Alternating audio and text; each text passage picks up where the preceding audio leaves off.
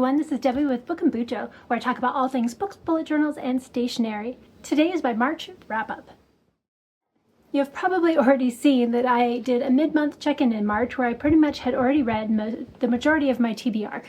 So I won't really talk about all of those books. I'll mention which ones they are, but if you want to hear some more thoughts on them and how I did on them, then I will leave that linked up in the cards above for you. So the books that I did read in March were Broken by Rachel Humphrey Daigle, Awakening of the Seer by E.E. Holmes, Two Can Play by Ali Hazelwood, Colliders by Steve Foley, Seeking Jake Ryan by M.F. Lorson and Jessica Bucher, The Arctic Incident by Owen Colford, Jade City by Fonda Lee, Hamnet by Maggie O'Farrell, Sword of the Valkyrie by Melanie Karsak, Anything by Christina Welch, My Friend the Murderer by Sir Arthur Conan Doyle, Leviathan Wakes by James S.A. Corey, On a Quiet Street by Serafina Nova Glass, Hamlet by William Shakespeare, Beautiful World, Where Are You by Sally Rooney, and Valor by John Gwynne. So those are the ones that I talked about in the last video.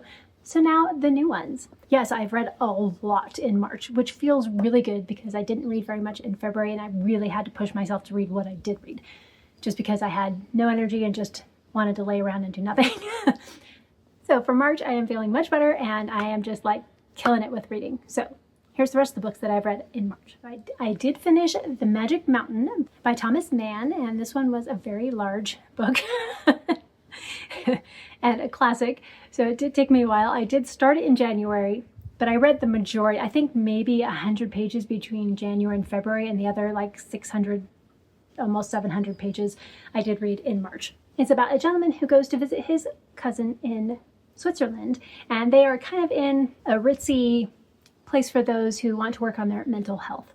And it's supposed to be somewhat of a comedy, so there are some kind of hard topics that they talk about and some hard things that happen.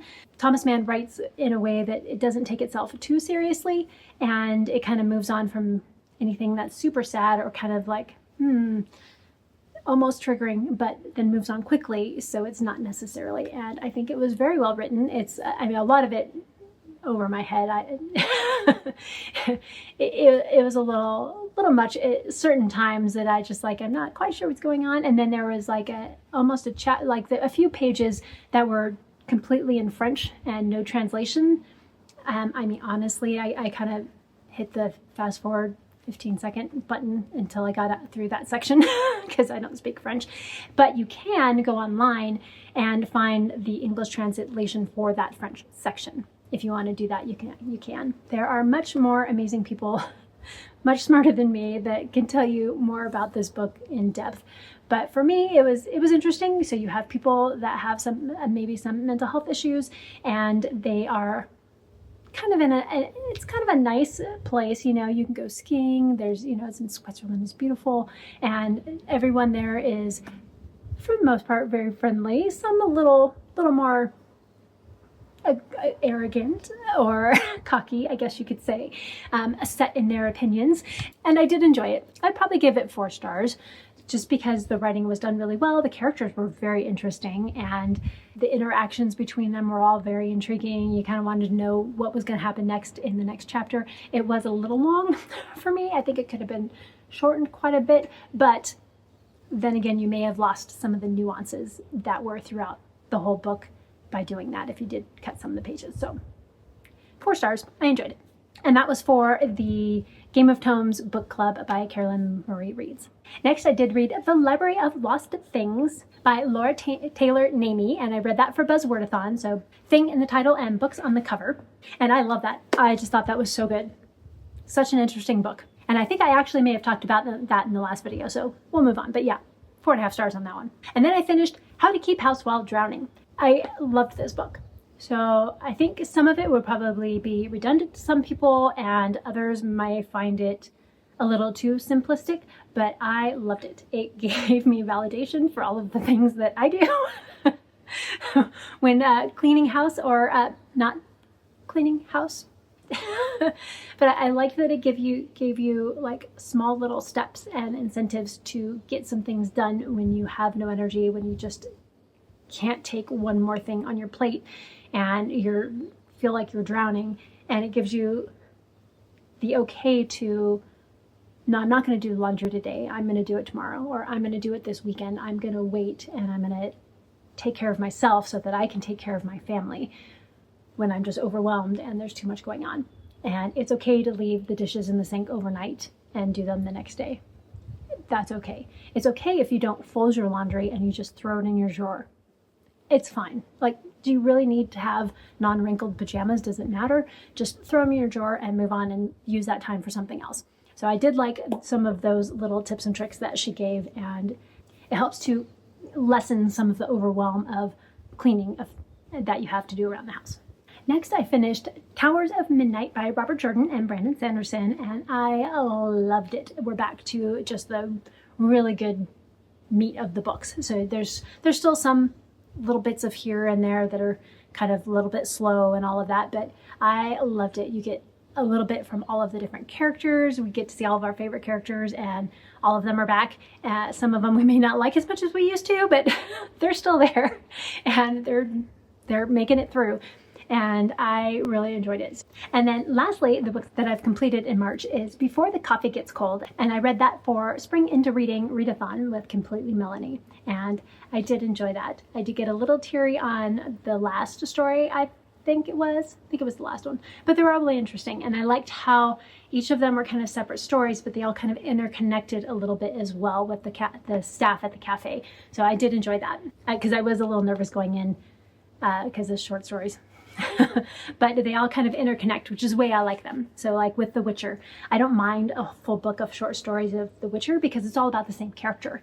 And so we're not having to relearn all of these new characters every time. So you still have some characters that you already know. So those type of short stories I don't mind. When it's all brand new, like Grimm fairy tales, those are all super short. Those are harder for me to enjoy.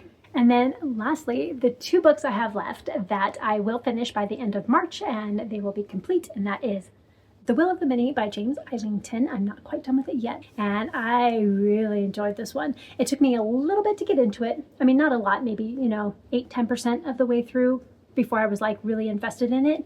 And then after that, I loved it. The magic system is interesting.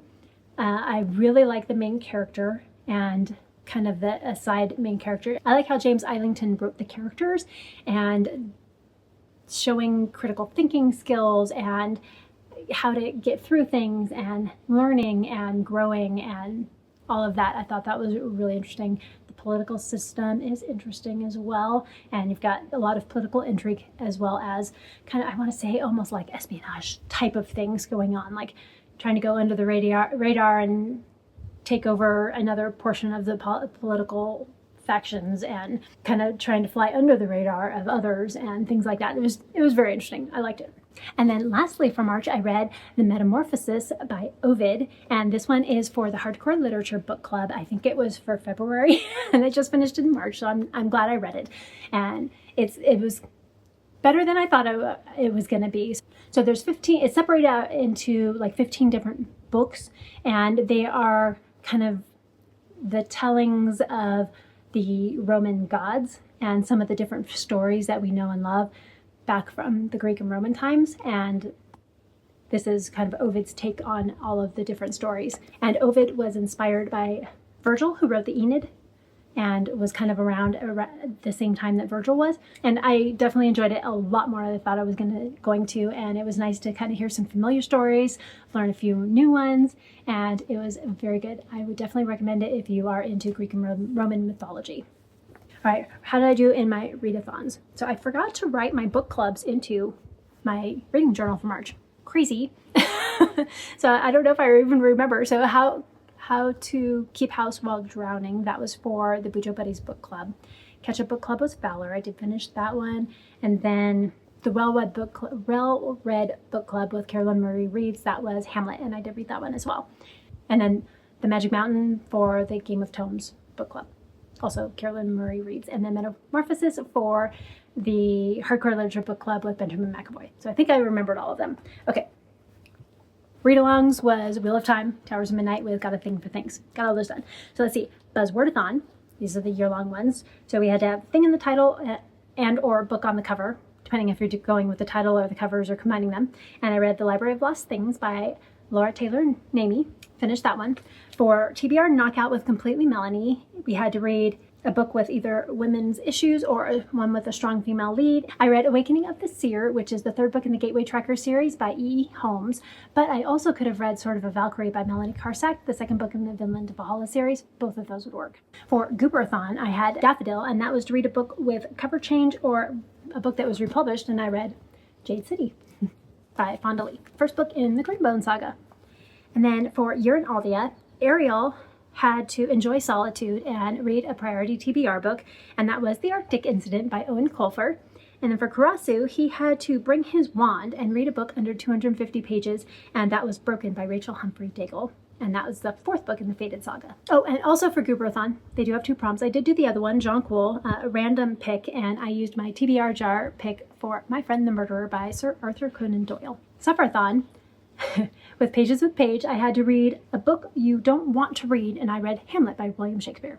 And I'm pretty much good with Shakespeare for a while.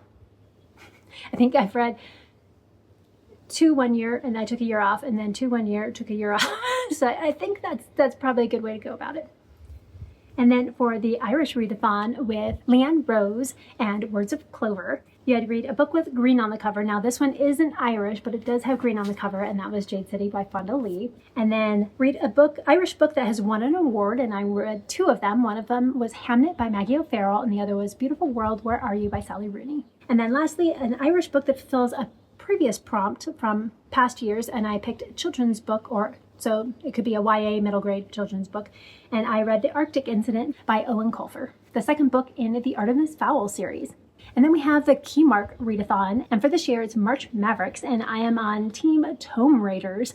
The first prompt was an indie book, and this one had a bonus point, which is nice. And I read Sword of a Valkyrie by Melanie Karsak, and that's the second book in the Vinland of Valhalla series. Loved it. You also get an extra point if you review the book on Goodreads, Amazon, something like that, and I did get that one done. The second one was Weapon on the Cover. I read Towers of Midnight by Robert Jordan and Brandon Sanderson. Next one is a hero or heroine on the cover, and for that I read Jade City by Fonda Lee, and I did get that one reviewed and submitted. And then Contains a Rogue. I read Hamnet by Maggie O'Farrell, and I did get that one submitted and reviewed, and I would definitely say there's a rogue in that one. And then the next prompt is Magic is a Part of the Plot, and I read Awakening of the Seer by E. Holmes, and it's the third book in the Gateway Tracker series, and there's definitely magic throughout all of that book. And prompt number 6 was Takes Place in Another World, and I read The Will of the Many by James Islington, the first book in the Hierarchy series. Number 7, A Motley Crew. I read Leviathan Wakes by James S.A. Corey, the first book in the Expanse series. Prompt 8 features political intrigue, and a few of the books I read has that.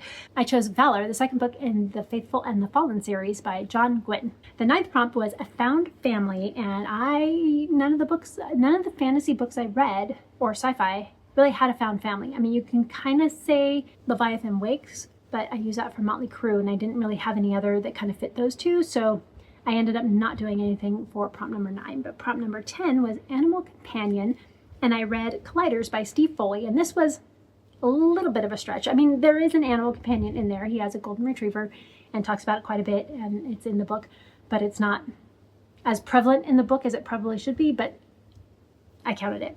And I did get all of those submitted with my reviews, and so you get extra points if you review on Goodreads or Amazon or something like that. And so I did get those reviews done, and I got all of my books submitted. So go Team Tome Raiders. I hope we won.